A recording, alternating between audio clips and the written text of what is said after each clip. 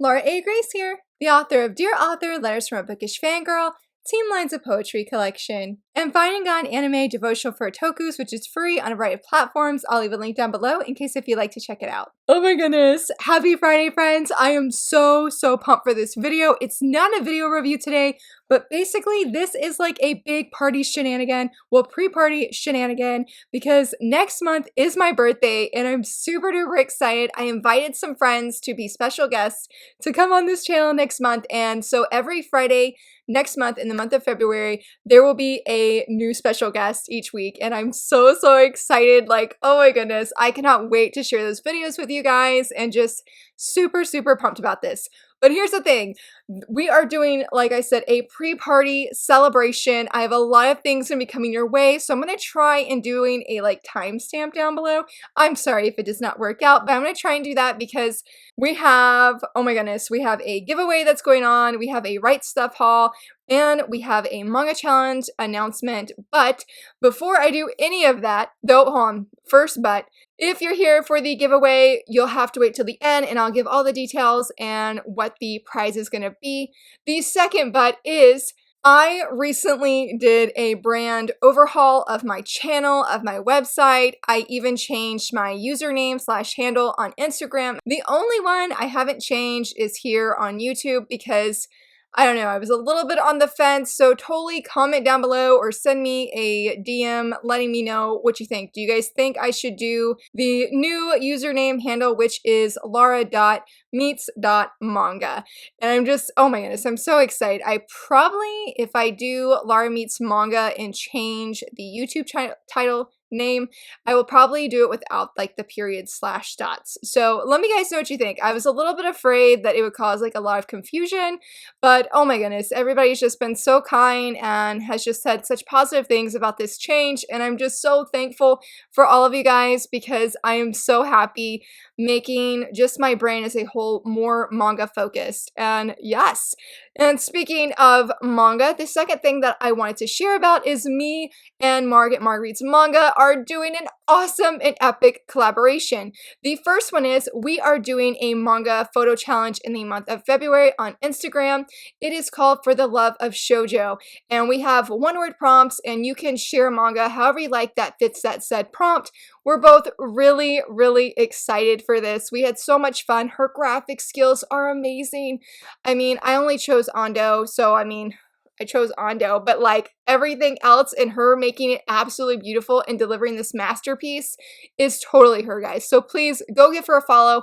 And if you ever need graphics made at any time, she is an incredible designer and I just highly recommend her, and just, she's an awesome person. Go follow her. She's super cool. The second collaboration that we're doing is still sort of top secret, but if you want to hear about what the top secret thing is and see an exclusive design, because the collaboration is me and Mark have teamed up and we are going to do our first Kickstarter and do a Kickstarter for shoujo themed pins. Oh my goodness, the pins are amazing.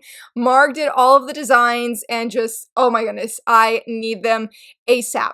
So what we're doing is we're opening up a Google form where people can sign up that are really interested in not only hopefully backing the Kickstarter, but more than that is that we really wanted to help get the word out that, hey, we're doing this Kickstarter. We really would appreciate support and people just finding out so that they can back the campaign, and in I don't know, in return or whatever, how you want to say it, we're giving an exclusive sticker design. This is not one of the pin designs whatsoever or some of the other goodies that I will not mention because you'll have to wait till the Kickstarter. But if you're interested in help sharing about the word and getting a really cool free sticker, totally sign up at the form down below. We would love to have you share. Please know that we have a limited amount of stickers though, so it's sort of first come, first serve. You don't need a certain number of followers or subscribers or anything.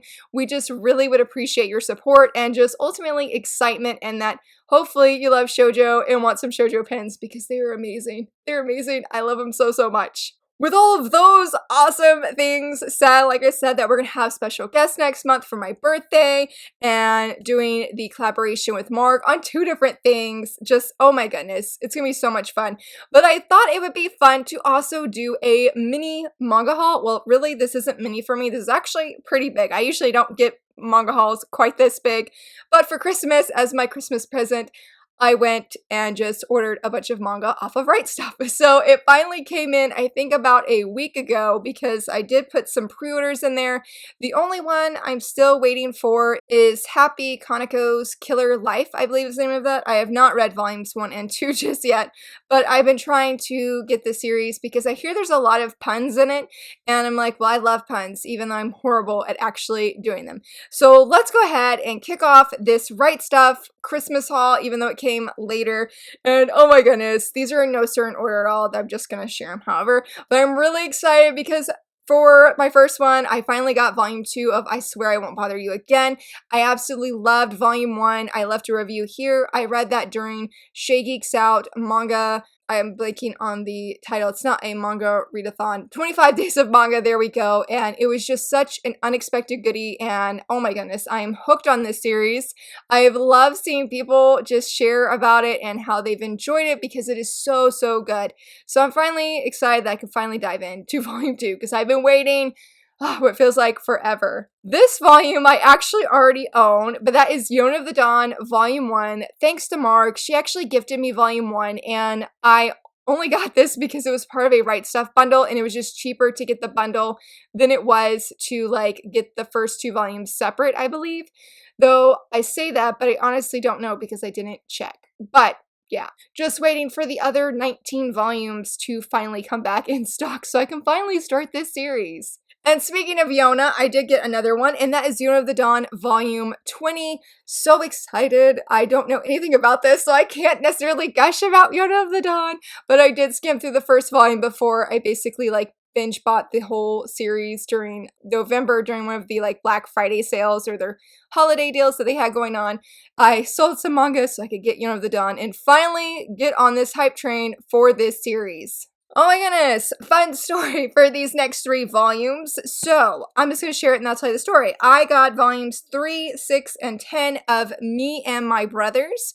This is an out of print title from Tokyo Pop.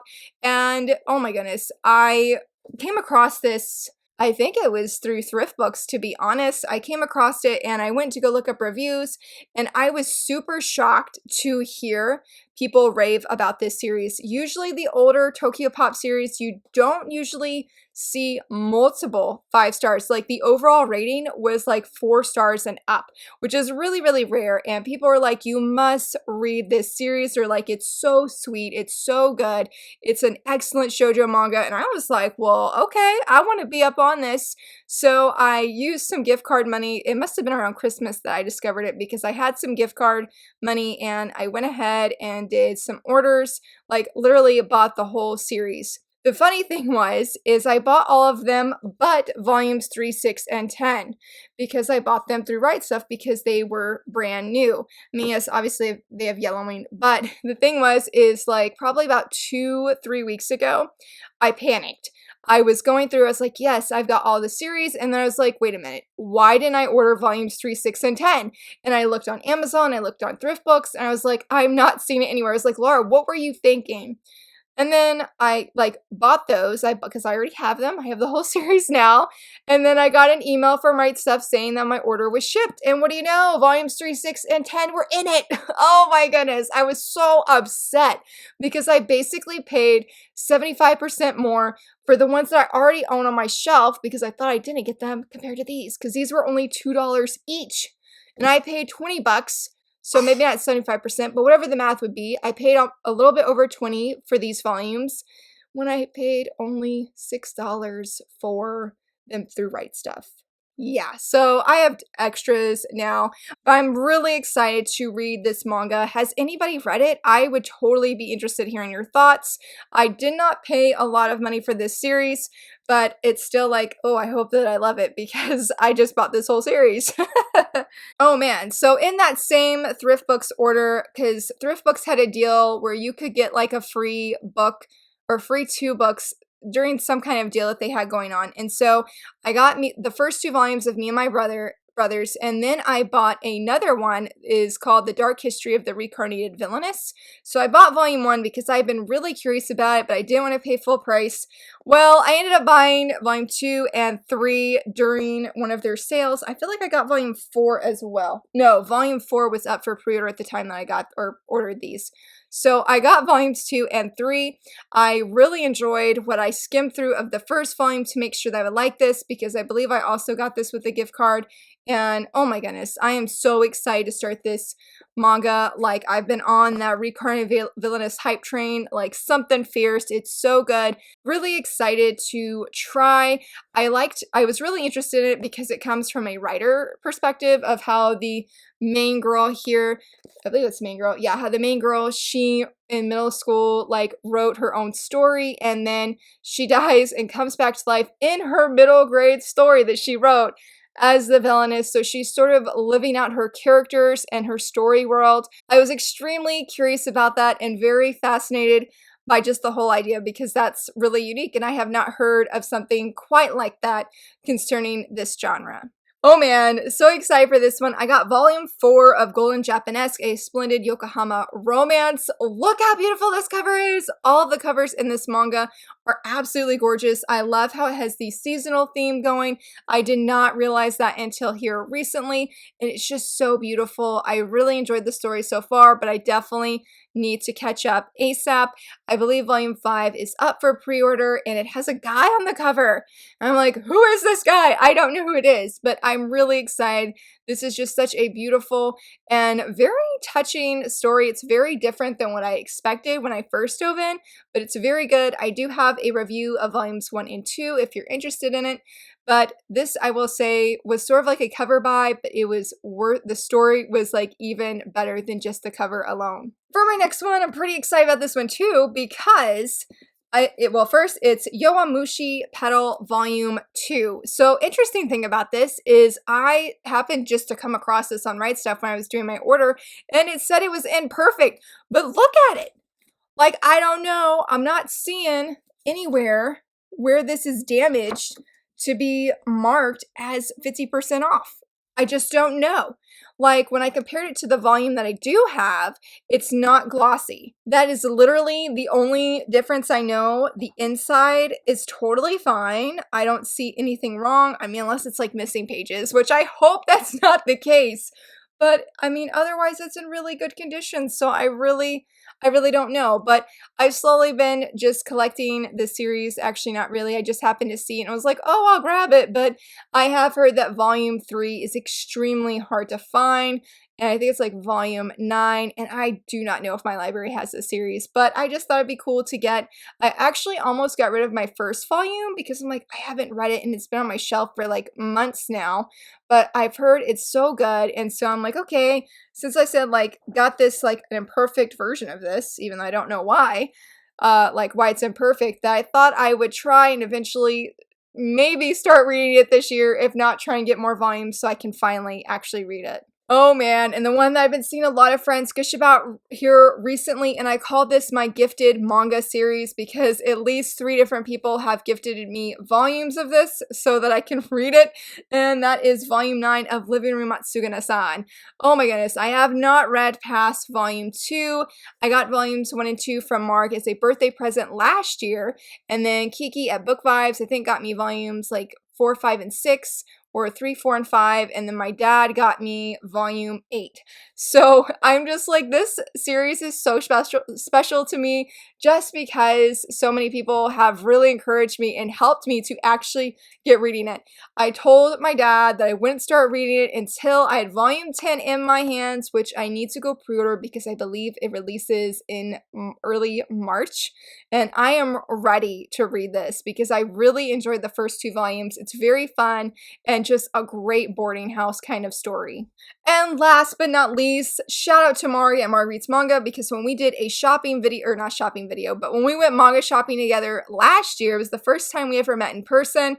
She recommended volume 1 of this series to me, and I finally read it this past year, or this past December, and oh my goodness, it's so good. That is Asadora volume 4.